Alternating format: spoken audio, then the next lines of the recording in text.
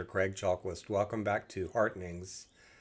And the topic for this week is taking our place in the great conversation, and that refers to having a more conscious sense of our place in the world, the living world, our place among our fellow creatures.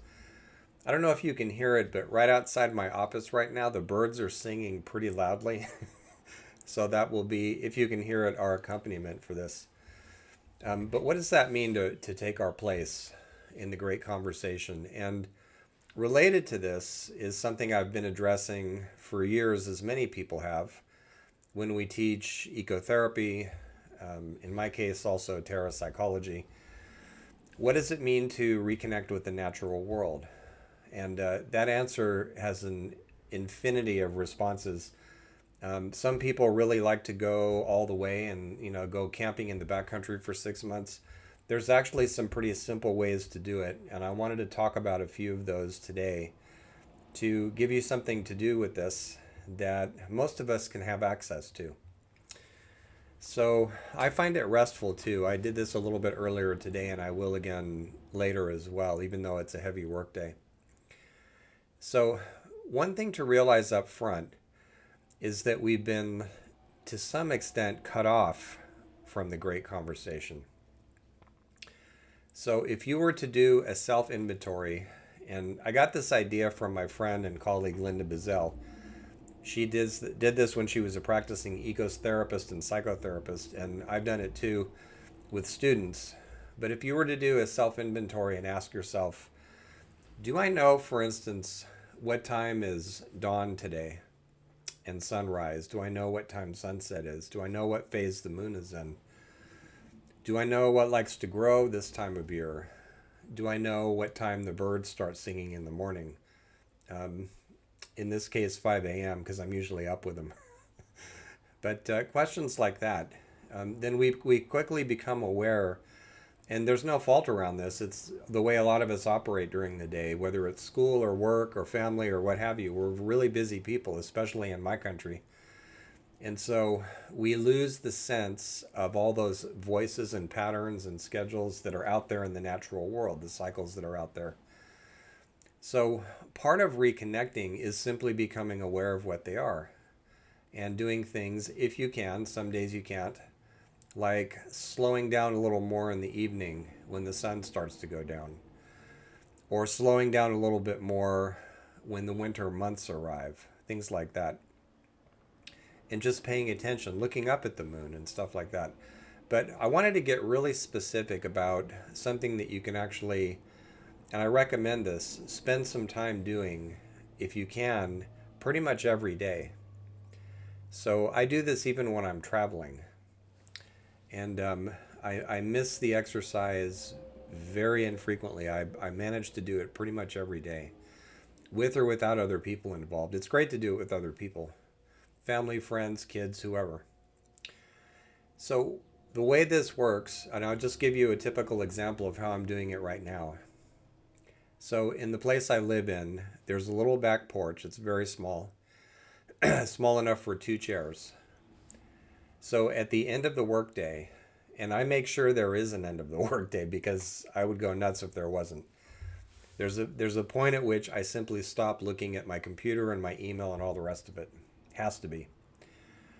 So when that happens, and usually after dinner, it depends on the time of the year, I go out to that little porch and sit down, and I start to tune my senses into what's going on out there. So let me talk about the sense of smell first. I don't necessarily do it in that order, but that's one that we tend to neglect a lot. So when I go out there, there are some roses planted, and sometimes they're giving off odors, and sometimes they're not. There's lots of other smells too. This is spring here in Southern California, so there's a lot blooming right now.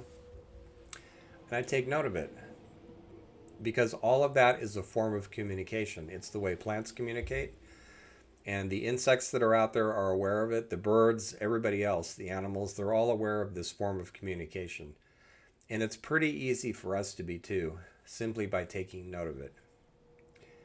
And because I have a rather animistic way of looking at this through imagination. In other words, I don't care about proof. I just like to imagine this. If I'm walking by, let's say, some star jasmine, which is starting to bloom right about now, and I happen to be standing next to a star jasmine plant, let's say, and all of a sudden that beautiful, sweet fragrance comes in my direction, my fantasy is that the plant is saying hi, that it's making me aware that it's aware I'm standing there, which it is. When I walk up, it can feel the vibrations in the ground and its roots. And there's many other senses that plants employ as well, so it knows I'm there. In fact, when you go out for a walk, which I also try to do every day, although I don't always have time, wherever you walk, even if it's on asphalt, the ground underneath and the fungi in the ground and all those other microorganisms, they're all sensing your path. They know how fast you're going, how much weight you put on each step, all of it. They're keeping track of all of that, right? So you're being witnessed wherever you go, pretty much. So anyway, back to smell. When you think about all the things that are carried on a breeze, or even when the breeze isn't blowing, that are in the air, all the organisms, and they're talking to each other. One plant sets off another plant. A tree talks to a bush that's over here, or talks to some grass over there. So there's this web of olfactory communication, communication by smell, that's constantly happening. And even if you can't translate it into meaningful biological or any other terms, ecological, you can still be aware of it. You can still be aware of the fact that there's things blowing back and forth, communicating. So that's one step into rejoining this conversation that's always happening. Another step is through sound. So you begin to listen out there. And some of the sounds that I hear when I go out there, sometimes I can hear the porch has wood on underneath it, and so if I'm listening very carefully, I can sometimes hear an insect making its way underneath somewhere.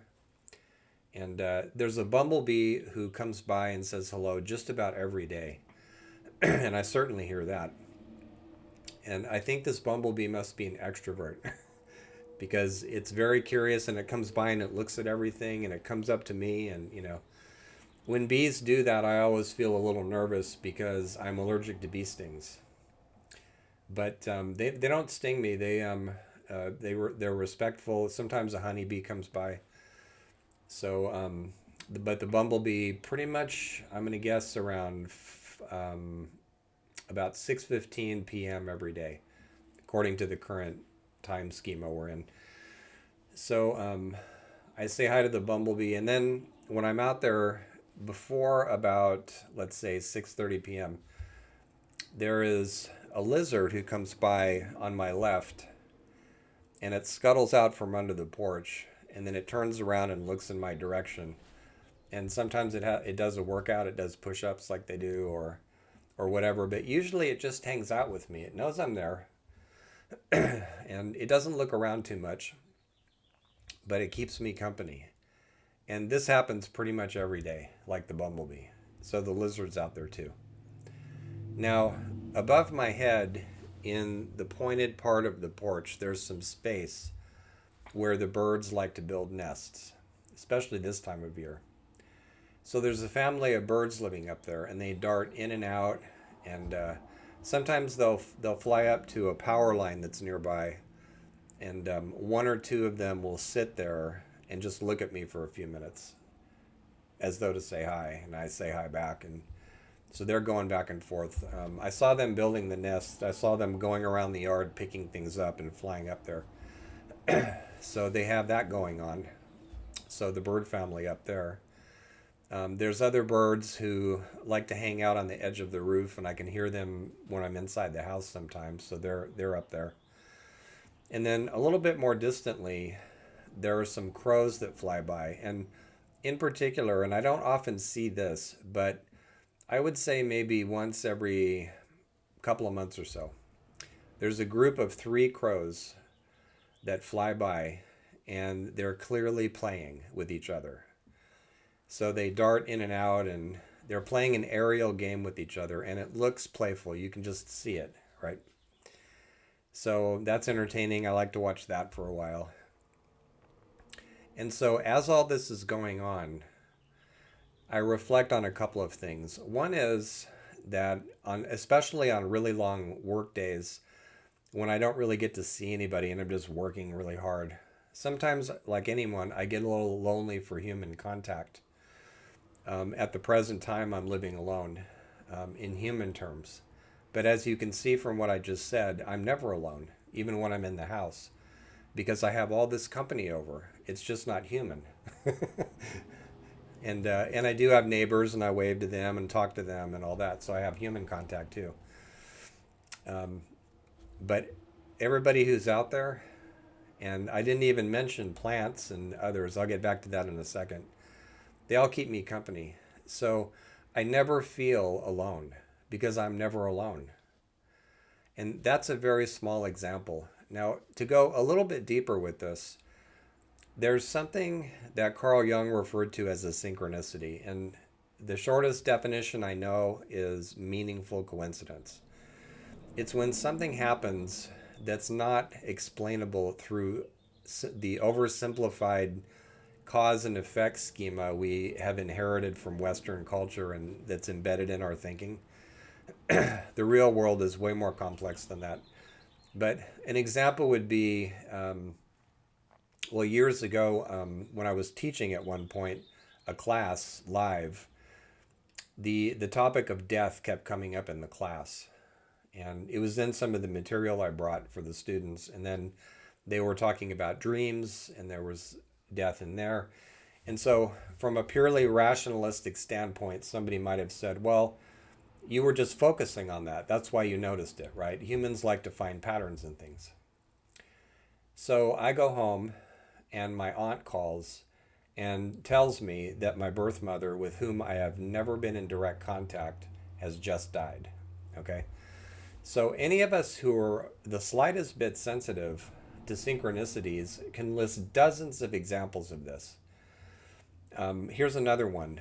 So when I was teaching in England, I taught at Schumacher College for a week, and the in-house ecologist Stefan and I, we took our class out onto Dartmoor.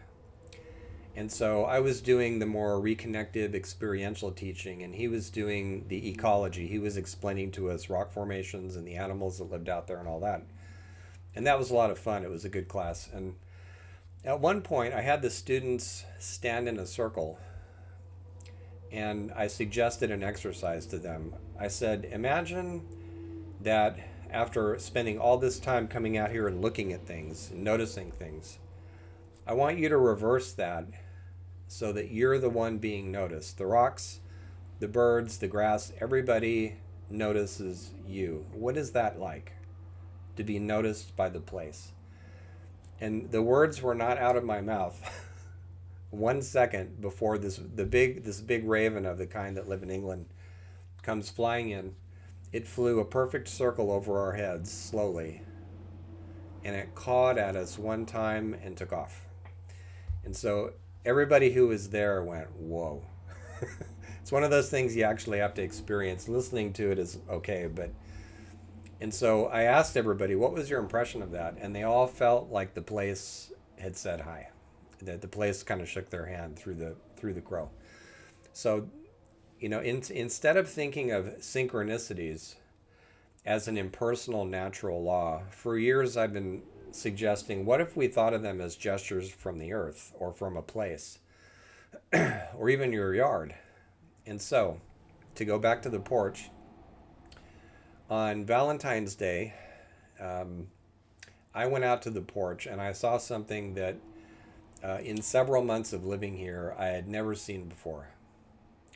There were white rose petals scattered all over the porch. Valentine's Day. And there is a white rose bush sitting next to the porch. That's obviously where all that came from. And again, you can explain this in purely rational terms. A strong breeze must have blown through, and it blew through the rose bush and it scattered the petals. Sure. But in terms of a meaningful coincidence, it felt like a gesture. It felt like the rose bush was saying, Happy Valentine's Day.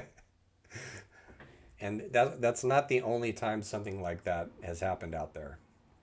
I went out there on Easter morning and I sat down, and this big rabbit came hopping up, and it sat right in front of me for maybe 5 minutes, long enough for me to take a picture of it.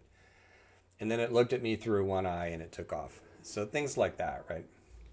So when you have enough of these sorts of things happen outside, you start getting the feeling that you're part of a larger conversation, that places notice you. And they do even on a more mundane level. So sometimes when I go out my front door, and especially if I do it kind of suddenly, there's squirrels that live out there in the ground. And so sometimes I hear a squirrel broadcast an alarm. And if you know what cry that is, you recognize it immediately. Anyone who works with squirrels knows this. And so I go out and I hear that high pitched alarm. And it's often one squirrel that's designated to do that. So it's the same one in the same location. And that squirrel is telling everybody else, look out. Something just came out of the house. And it's not just talking to other squirrels, because everything out there hears this. So the hawks who live up in the palm trees, they hear this, even though it's not specifically directed at them. In fact, when the hawks come out, the squirrels sometimes send out an alarm because of the hawks, right? But the insects, even the grass and the trees, they all hear this. And it's one call among a multitude that happen throughout the entire day. So there's other examples. I've mentioned a few insect examples. And so sometimes when I walk around this place, again, this time of year, there's lots of locusts that jump into the path and jump away. That's always kind of cool. And so one way of thinking about this that I think can be useful if we don't take it too far is looking at all these things as symbols and applying it to our inner life. So from this grasshopper, for instance, I learned sometimes that there are things in life I just have to take a leap of faith on, especially when they show up, right? Sometimes the squirrel's alerting me to something I need to pay attention to. And the same with the crows, the hawks. Hawks often show up for me, or I notice them more when I have to make some sort of decision, especially involving a career change. And then they're apt to circle me as I walk. And that's another thing that comes up too. A lot of times I'll be walking down a trail and the birds will hop from tree to tree in front of me. Probably this has happened to you too. And that's a nice way of having them keep us company. So these can be interpreted something like we interpret the symbols in dreams. And that's useful because it reminds us that inner and outer are connected, that the world has a lot to teach us. And there's a paper I wrote some years ago that's floating around online called Gardening and Mental Health. And I suggested ways that the practice of gardening can actually be a form of getting mentored by the plants and the insects and the animals that are in our gardens. So it's a similar idea to that, right? So, but we have to be careful with this, especially because there's a tendency that we have, if we live in a culture that has tried to cut itself off from the natural world, which ultimately is impossible, of making all this about us, as though the whole world or even the cosmos was some kind of big blackboard whose only purpose is to instruct human beings, which is a tremendously hubristic way of thinking. So the way I sometimes try to counter this is to move it in the other direction too. So what is a sense of alarm or anxiety telling me about what's going on in the yard, about what's happening with the squirrels? And even if I have a night dream, let's say about dolphins or orcas or manatees, I often we'll look up what's happening with them, especially locally, to get a sense of that. So it points in their direction too. And I'm thinking of years ago, I saw, maybe it's still floating around out there somewhere. There was a meme that went around, and it was a couple of rabbits talking about what does it mean that humans are my spirit animal, that kind of thing. So we have to remember that this isn't one way. It's not just we're on top and the universe is built to teach us, whether that's spiritually or scientifically or what have you. It's a conversation that we participate in. It goes in two directions. And so by working internally as well as externally, the terms are kind of arbitrary in some ways, then we remind ourselves of that. So then everything that's happening out there isn't just about me. Let's have a couple more examples to wind up with. So when I lived in El Cerrito, California, which is up north in the San Francisco Bay Area, I noticed something going on with the ants that I haven't noticed down here, although it may be happening down here too, doubtless in other places. But during the summer, thanks to climate chaos, we now have tremendous heat waves in California, and they're even worse in other places. And so before one of these would come in, about 2 days before, I would notice that the ants would just flow over the sidewalk. They were going somewhere to find water, I would assume. And so the first couple of times I noticed that, I just went, wow, I wonder what they're up to. And then invariably within a day or two, there was a huge heat wave that lasted for several days. So the ants were aware of it, oftentimes before the forecasters, certainly before me. And so it helped me understand that both of us, me and all the ants, were not only subjected to the same forces, but that they were actually better at detecting them than I am. And this is true of a lot of animal behavior. You hear in the news all the time about dogs who can sniff you and tell that you're sick or you're pregnant or whatever it is going on with you physically, right? So that's a way in which we can learn not only about what's happening inside as well as outside, but as a reminder that we're all in one big boat, right? So next time this sort of thing shows up for you, animal cries, insect cries, friendly beings who just want to hang out with you while you're doing your nature practice, keep that in mind. And also, one last piece, which is in terms of it being a conversation. So I think one of the reasons we don't tune in more, aside from being busy and distracted, is that it's hard to listen to a conversation that you don't really understand because it's not spoken in English. So those birds out there, I can hear them right now and they're exuberant and they sound happy. I can tell that much, right? But in terms of what they're communicating with each other, I'm not really sure. Maybe they're having fun in their nest, building it or modifying it or flying away from it or whatever. I have no idea. And I can pick up a little bit by listening more carefully, especially to the emotions. And everybody shares those, even insects, right? You can tell when a bee is upset. If you swat at one, you can see it's upset, right? So that's part of tuning in as well. It's kind of like when you're listening to somebody who's speaking in a language you can't understand, but you can tell by their expression and their body language, their basic state of mind, usually, right?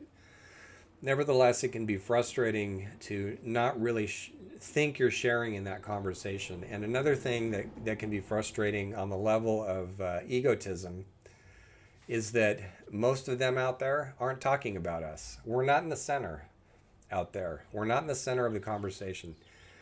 And I think they sense that we're frustrated with that, or they sense that we're not tuning in. Because when we don't tune in, I think they just ignore us unless we're presenting some kind of a danger to them. And then the squirrel alarm goes off or whatever it is. There's also birds that hang out in the tops of trees and they give off a signal cry when you go walking by to let the bird who's in the treetop, some meters down the road know there's a human coming, right? So we've seen birds do that as well. But aside from that, I think sometimes they just get the feeling that we're not tuned in, so why talk to us, right? So that may be going on too. So, but sitting with this and knowing that this language is not a language of words, it's not a linear language at all. It's a language of expression and aesthetics and emotion. I think that if we tend it on that level and tune in our intuition, we can get a better sense of what everybody out there is saying and our relatively small place in it. May the week bring you blessings.